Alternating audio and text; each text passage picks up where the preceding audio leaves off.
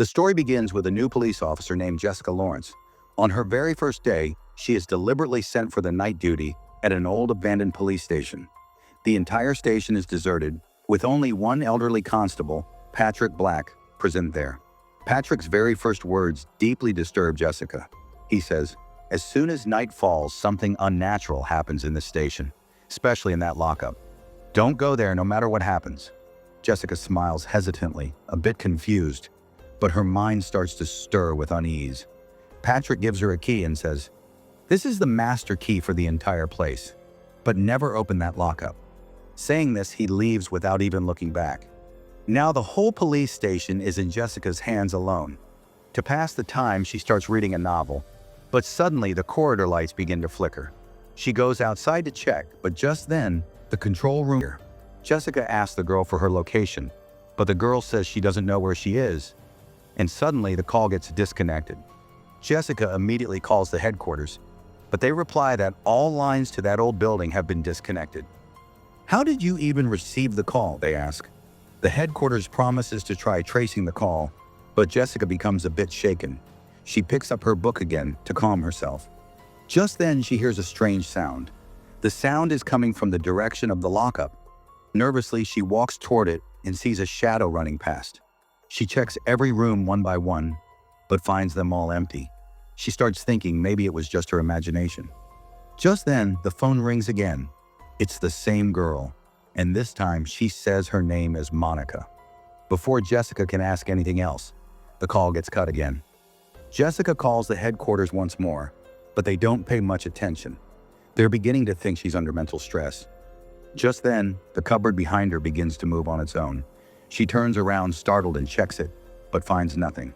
As soon as she sits down again, she hears a loud knock on the door, quickly reaches for her revolver and tells him to leave. When he doesn't respond, she pulls out her police baton and slowly approaches the stranger. The man is sitting with his eyes closed. The moment Jessica lightly touches him, he screams loudly.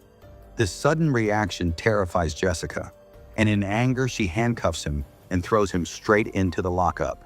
In all this chaos, she completely forgets that Patrick had strictly warned her not to enter that lockup. As soon as Jessica locks him inside, the door slams shut on its own. Within seconds, the lights go out. Jessica, now frightened, tries to open the door, but then a strange figure appears behind it. Seeing this, the torch falls from her hand and she stumbles back in fear. But the scary events are far from over. Suddenly, the lights came back on, but two strange creatures were standing near Jessica. However, as soon as she looked closely, they vanished. It felt like everything was just an illusion, but the illusion felt no less real. Jessica immediately shut the lockup door and stepped outside, trying to collect herself. After all these bizarre incidents, she no longer felt like continuing her duty there. She thought of calling the station and resigning, but then she remembered how hard she had worked to get this job. Quitting on the very first day out of fear didn't seem right. She felt that if she gave up now, she might never get another chance. But perhaps that very thought would cost her dearly. Just as she leaned back to rest her head, her eyes fell on the ceiling. There were some words written there. Jessica was startled. She suspected that someone had broken into the station. She immediately ran around locking all the doors. She had just begun to feel a little at ease when suddenly strange noises started coming from one of the rooms again.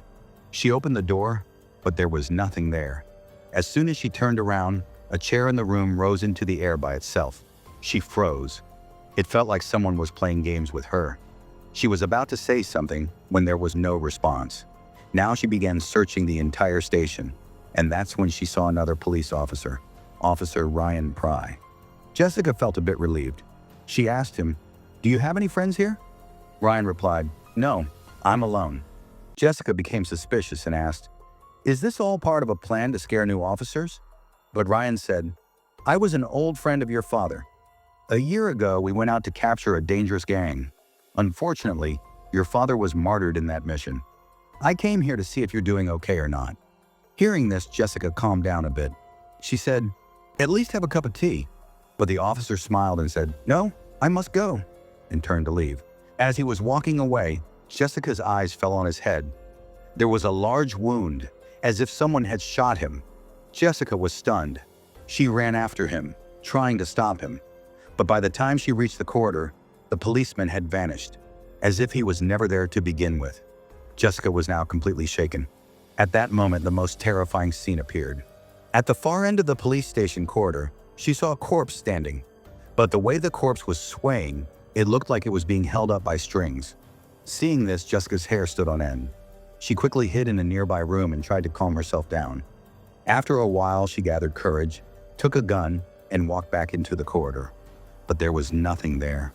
She was still trying to make sense of what had happened when suddenly she heard the screams of that prisoner in dirty clothes from the lockup. Jessica ran there. The prisoner was shouting at the door. And then Jessica noticed something even more horrifying. The corpses of 3 people were hanging in the air inside the lockup, but the very next moment, they vanished. Jessica tried to convince herself, it's all an illusion, just tricks of my eyes. Reassuring herself, she looked at the prisoner, smiled faintly, and returned to the duty room. She had no idea that a female spirit was following her. Jessica had barely taken a few steps when she felt something strange. She looked down at the floor. Nothing unusual. Once again, she convinced herself it was just her imagination and moved ahead. Just then, she heard music. The sound was coming from one of the station rooms. When Jessica reached there, she saw several women sitting in a circle, singing an old hymn. As soon as she entered, everyone's eyes turned toward her. Seeing this, Jessica's soul trembled. Now she was convinced that something was terribly wrong. She immediately called her senior officer and told him everything. But the officer mocked her and said, "If you're afraid of ghosts, then quit the police job and go home to do household chores." Jessica felt deeply hurt, but at that very moment, a determination awakened in her. "Now I will stay right here and see what these spirits can do," she thought. She hung up the phone and walked out of the station without looking back. Not to leave completely, but with the intention of observing from outside. But as soon as she stepped out, the duty room phone started ringing again. Hearing the sound, Jessica ran back inside and answered the phone. On the other end was the same girl who had earlier claimed to be Monica. This time she sounded extremely frightened and said, "I somehow escaped and am now hiding near a forest." Jessica asked, "Is there any landmark nearby?" Monica replied, "There's a signboard." Jessica immediately called headquarters from her mobile and shared Monica's location. She also told her, "Don't hang up the call." But just then, the call got disconnected. When Jessica informed headquarters about all this, what they told her sent chills down her spine. Monica had died a year ago. They explained that a year earlier, 3 brutal criminals had. When Jessica learned the entire truth, she was shaken to the core. As she stood lost in thought, suddenly a photo fell to the ground near the door. When she picked it up, she saw it was a terrifying picture from the time of her father's death. Immediately after that, dozens more photos scattered on the floor. All the photos showed the same people who had been brutally murdered by those 3 criminals. Seeing all this, Jessica felt dizzy and soon fainted and collapsed. It's unclear how long she was unconscious, but she was awakened by the sound of a phone ringing. When she answered it, she heard a woman's voice on the other end, introducing herself as Monica. Jessica asked in surprise, "Who are you?" But the voice kept insisting, "I am Monica." Jessica got angry and said, "What kind of joke is this? Monica died a year ago." But in response, a loud laugh came from the phone. And at that very moment, loud knocks began pounding on the table on their own. The next moment, Monica herself appeared and stood in front of Jessica. Terrified, Jessica stumbled and ran toward the record room, but the spirit crawled on the floor and followed her. Its face was disturbingly distorted, so terrifying that Jessica couldn't even muster the courage to look it in the eye. But the spirit hadn't come to harm her, only to scare her. In fact, Monica's death had been mysterious and tragic, and that's why her soul still couldn't rest in peace. She was venting her anger by frightening people. Out of fear, Jessica tried to open the main door of the police station to escape, but it seemed as if someone had locked it from the inside. In frustration, she pulled out her gun and fired at the glass. But shockingly, the bullet vanished the moment it hit the glass. Just then, the old landline phone in the station rang. With trembling hands, Jessica picked it up and heard her father's voice on the other end. She couldn't believe it, but it truly was her dad's voice. Tears flowed from her eyes. After talking for a few moments, her father comforted and encouraged her. His words gave Jessica new strength.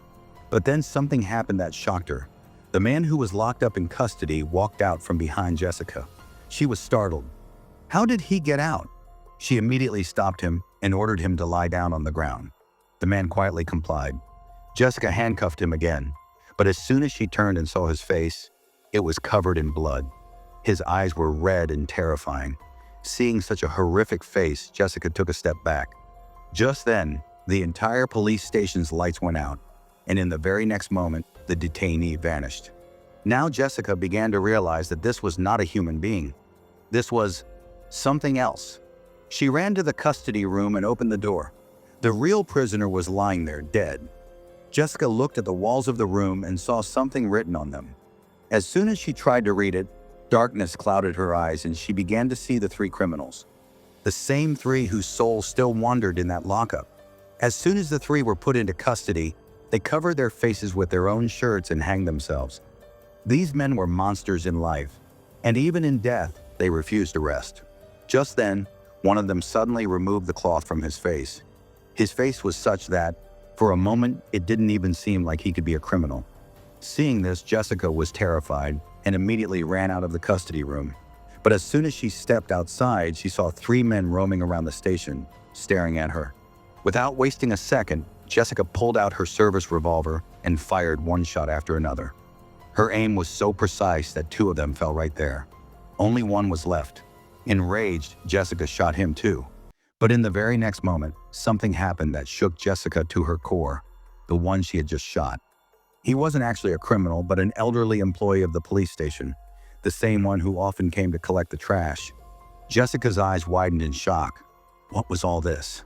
At that moment, another senior police officer, Patrick, who was standing behind her, stared at her but said nothing. When Jessica looked back at the criminal, he appeared like an ordinary sanitation worker. No weapons, no cloth over his face. Jessica's mind went numb. Could it all have been an illusion? The truth was that the main criminal had a mental power. He could create illusions in people's minds.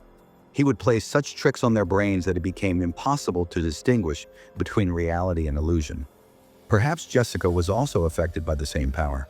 Thankfully, she survived, only slightly injured. She would recover after treatment.